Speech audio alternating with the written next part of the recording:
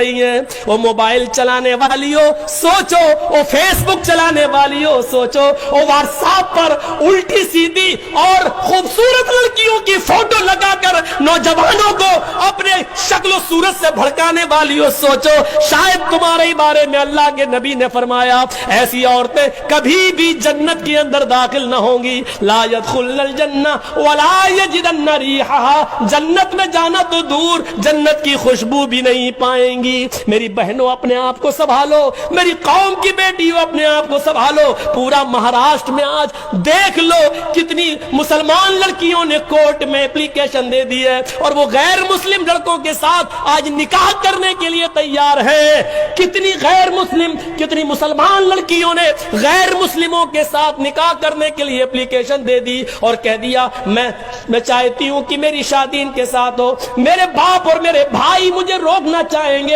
لیکن میں بالغ ہوں، میں اسی غیر مسلم کے ساتھ اپنی مرضی سے نکاح کرنے کے لیے تیار ہوں۔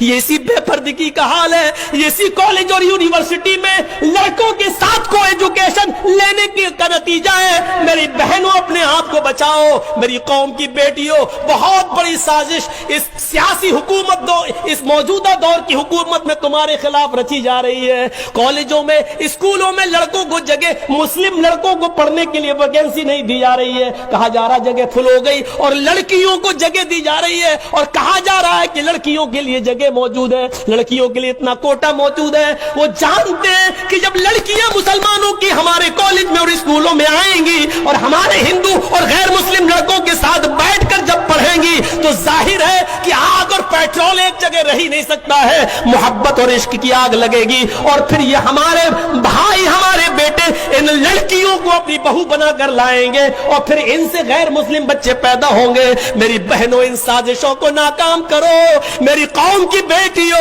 ان کے منصوبوں پر پانی پھیرو، محمد رسول اللہ کی شریعت پر آنچ نہ آنے دو، محمد رسول اللہ کی شریعت کو بچاؤ، آج کے اس دور میں بچاؤ۔ اگر اسلام کے اندر ہاتھ جوڑنا جائز ہوتا تو میری قوم کی بیٹیوں میں تمہارے ہاتھ جوڑ لیتا، اگر اسلام کے اندر بھیک مانگنا جائز ہوتا تو میں اپنا دامن پھیلا کر تم سے بھیک مانگ لیتا۔ میری قوم کی بیٹیوں میرے دامن میں اتنی بھیک ڈال دو کہ تم اپنے آپ کو پردے میں رکھو، اپنے آپ کو فیس بک اور واٹس ایپ اور میسنجر سے بچا لو اور اسلام کی خدمت کرو، حضرت فاطمہ جیسا پردہ کرو، اور اتنا نہ کرو تو کم سے کم موجودہ معاشرے میں ایسا تو کرو کہ تمہارے ماں باپ کی اور بھائیوں کی عزت ان کی چھلی چھلی نہ ہو، ان کو شرمندگی محسوس نہ ہو، معاشرے کو شرمندگی محسوس نہ ہو، اتنا تو کم سے کم کریے۔